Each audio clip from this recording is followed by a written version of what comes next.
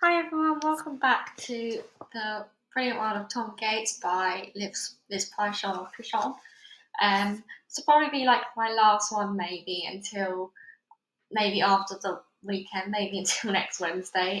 With what I've got planned on my schedule, so I do apologise. I just want to say this is all Liz Pichon's own work. I'm just reading it for entertainment and pleasure. So let's get going. I'm trying to be extra good in Mr. Filliman's lesson. I even volunteered to hand out the school trip forms. Marcus tries to grab his form from me straight away. I say manners to him, then leave him until last. Making him reach for his form a few times is fun, until Mr. Filliman gives me one of his scary glares. Teacher stare. The trip actually looks like it could be quite good. Year 5 trip to the British Museum to look at Egyptians and mummies. Dear parent or carer, this term we'll be studying the Egyptians and would like to take all the classes to the British Museum as part of the project. This will be for the whole day and the children will need a packed lunch. We'll be travelling by coach and we will need helpers on the day if anyone is available. Please fill in the form below which gives your child permission to attend the trip. Many thanks, Mr. Filliman. Tear off and return to school ASAP. Child's name, Tom Gates, class 5F. I give permission for my child to go to the British Museum, yes or no, circled yes. Signed, Rita Gates, print, Rita Gates. Does your child have any allergies? Yes, if so, what are they? Do not give Tom any vegetables. Are they taking any medicines? If so, what? Yes, cough sweets or just sweets would be fine. Are you able to help on the trip? No, no, no. All done. Today, Mr. Filliman asked us to read out to our class what we did on our holiday stories. I feel happy about this because I got 5 merits for mine. It will be a good opportunity to impress Amy, hopefully. Norman Watson reads first. He went to Disneyland. He's so lucky. But he didn't get 5 merits like me. Ha! Marcus Meldrew got sent away to summer camp for nearly the whole holiday. I think he annoys his parents as much as he annoys me.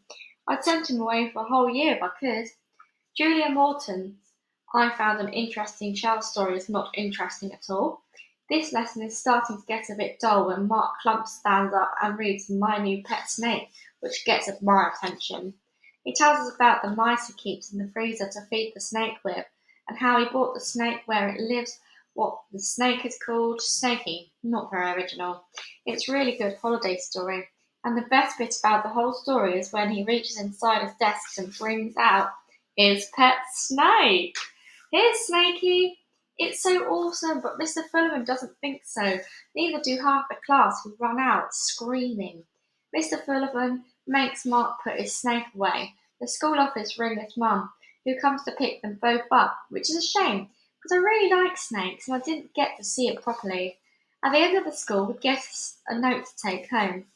Dear parent carer, please can we remind all children and parents that no pets of any kind can be brought into school.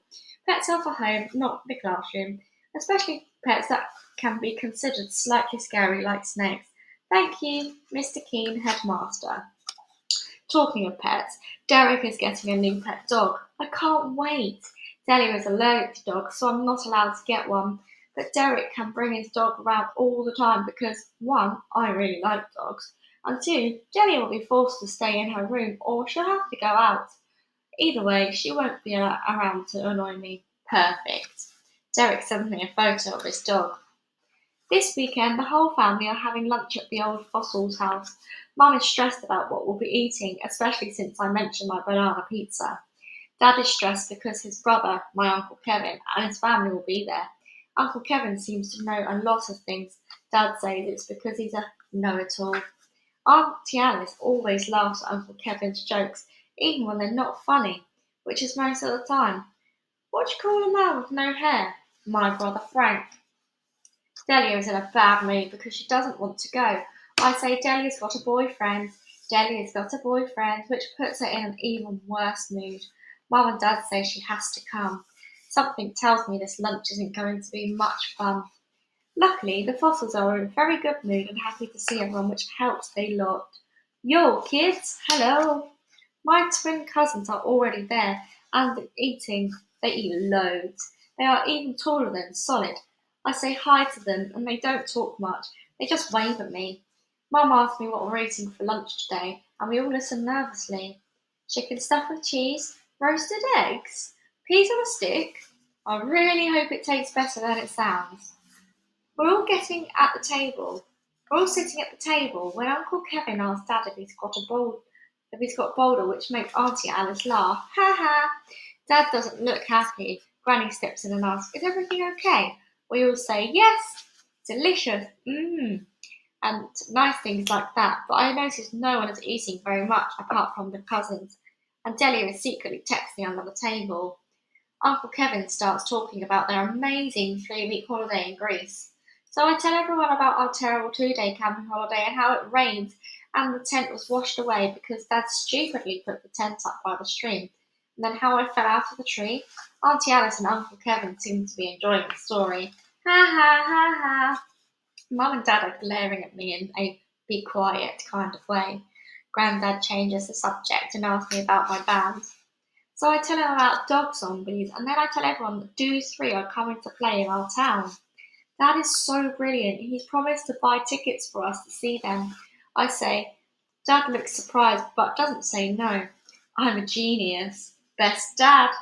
Turns out that the cousins are huge fans of Dude 3 too. It's the most excited I've seen them since they won a chocolate fountain at their school fair. Hooray! Yeah! Uncle Kevin suggests we all go together on a big family night out. I don't mind who I go with as long as it's just not Delia. So I say, great! But Dad doesn't look pleased at all with the idea, especially when Uncle Kevin starts going on about Dad's terrible taste in music when we were growing up. Dad is just about to say something to Uncle Kevin when Granny bursts into the room with pudding. She has to explain what pudding is because no one can tell. It's a massive pile of bright pink pancakes that taste okay but look horrid on raw bits of liver. On the way home, we stop off for fish and chips because everyone is still hungry. Mum and Dad don't seem happier. Delia is miserable. No change there then. But I am very happy because, one, I'm definitely going to see Do 3 now. Two, Granny gave me some sweets and a pound on the way out. Result, can't wait to tell Derek. All I have to do now is ask Amy to the concert. Today I was only a tiny bit late for school. Hiding Delia's sunglasses took slightly longer than usual. Slipping them into an open bag of salad was inspired, I thought. Delia would never have found them if Mum hadn't been making sandwiches. I got out of the house before Delia or Mum got the chance to tell me off. I just crept into class in time for registration. Mr. Philemon looks up from the register and asks me why I'm late. I do what anyone would do in my position. Blame my older sister for locking me in the bathroom. Mr. Philemon makes a note of my excuse in the register and then moves on. Phew! Amy Porter isn't in the slightest bit interested in my excuses because she is just so busy memorizing her spellings. Oh no, not the spelling test. This is not a good start to the day. I'm panicking and wondering how I'm going to get through this when something brilliant happens. I look over at Mr. Fulham's desk and I think I can see all the answers to this week's spelling test. The paper is turned over, but I can make out what the words are backwards and copy them down quickly before anyone notices. Like this. This test will be easy peasy now. What I can see, what I write down, these written them all right. It's about right. Mr. Philo begins the test. I'm pretending to think carefully and write them down, and straight away I realise it's a very big problem. These spellings are not the same as Mr. Philemon's, which makes me think I've written down next week's test instead. I'm panicking, my mind's gone blank, and I've missed the first 3 spellings already. 4 spellings, 5 spellings, 6, 7, 8, the whole test. I keep pretending to write so Mr. Philemon doesn't suspect anything and hope for the best. If Mr. Philemon spots that I already have next week's test, he might smell a rat.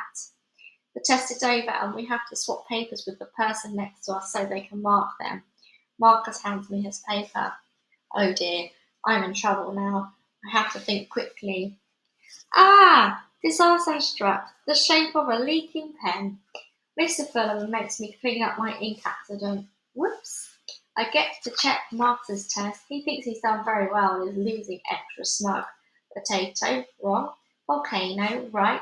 Tattoo, wrong. Kangaroo, wrong. Hero, right. Igloo, wrong. Echo, right. Mango, wrong. 3 out of 8. Only 3 out of 8 for Marcus. Not too smug now. Amy got 8 out of 8. She's so smart. I say, well done, Amy. It's winding Marcus up. You're so good at spelling, aren't you? Then Amy says, thanks, but I can't draw like you can. She actually said something nice to me. So while the class are checking spellings, I showed Amy my latest dog zombies drawings and asked her to pick the best one. She chooses the same one as Mr. Furman. This is the longest conversation I've ever had with Amy. I tell her about Do 3 and how they're playing in our town, and it turns out that Amy really likes them too, which is brilliant. I'm trying to think about the best way to invite Amy to see Do 3. When she says she likes singing, I say I like singing too. Then she says, really? And I say, yes, I can't get enough of singing. So she suggests I join the school choir like her, and I hear myself say, that's a great idea, I'd love to join the choir. Why, why did I say that?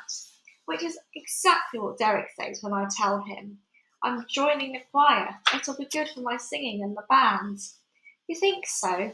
Derek is not convinced. No, I don't think so, but I'm hoping Amy will come and see Do 3, and I can't tell Derek that. I pass a choir practice poster on the school notice board, and I can't believe rehearsals are at lunchtime. I don't even get to miss a boring lesson or two. I'll go maybe once or twice to keep Amy happy, and then I drop out later on. Good plan.